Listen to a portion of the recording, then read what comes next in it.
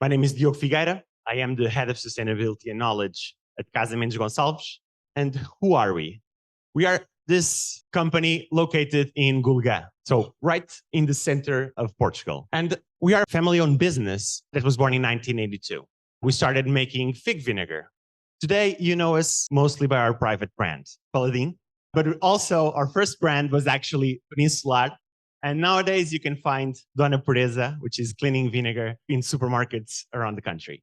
Most of our business nowadays comes not from our own brands, but also by manufacturing to other companies in true partnerships. But I want to be very clear. It's easy when you start working in the sustainability bubble to say we're more sustainable, we're better. We do not think we're better than anyone. We are not sustainable. We have a large carbon footprint. We are making a very committed path to improve it. And these are numbers. Again, we're 50 million euros, but we still have a large number of products that we make.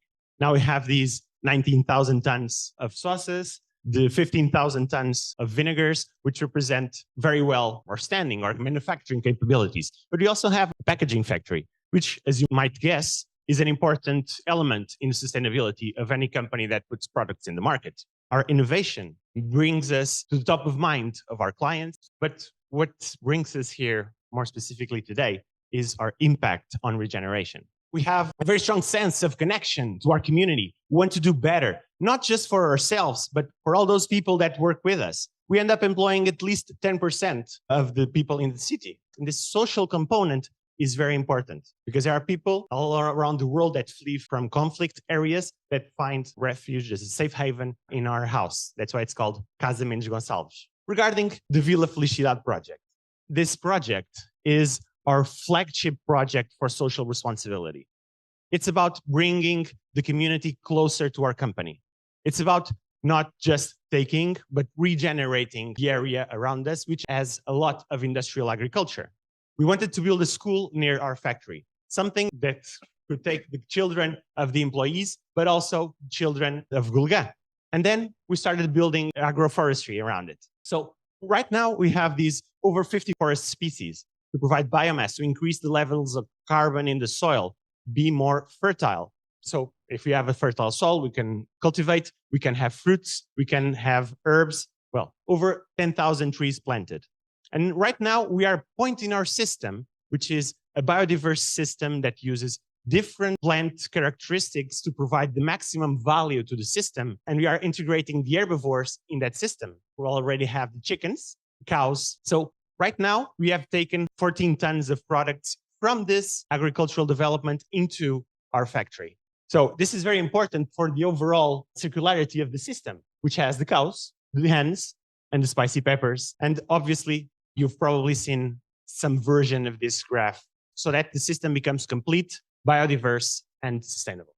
And these are some of our hot peppers. But let's talk about innovation, research, and development, how that integrates with regeneration.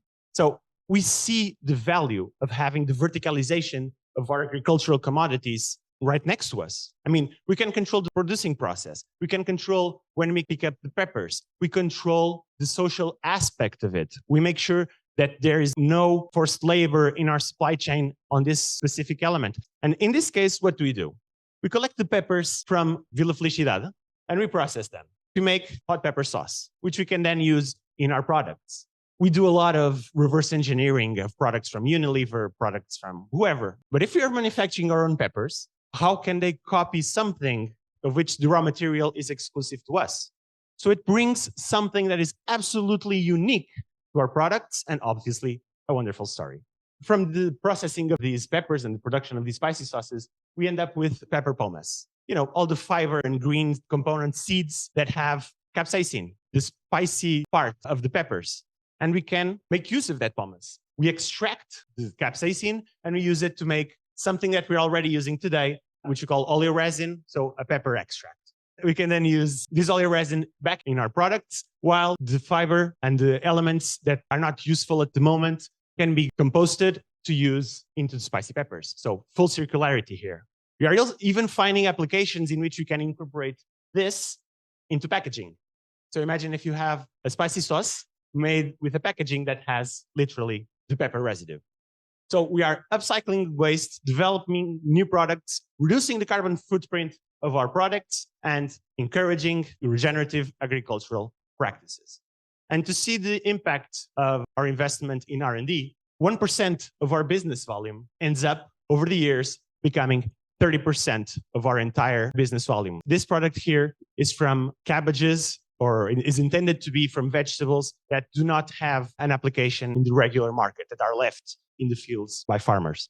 And as a company that is doing all this and dealing face on with the requirements of the EU regarding corporate sustainability reporting directive and the European standards of sustainability reporting, we can say that it is possible. We can actually incorporate sustainability in the business strategy. If we keep all this within the environmental boundaries, I am sure we can all have a more sustainable place to live and a more sustainable planet. Thank you very much.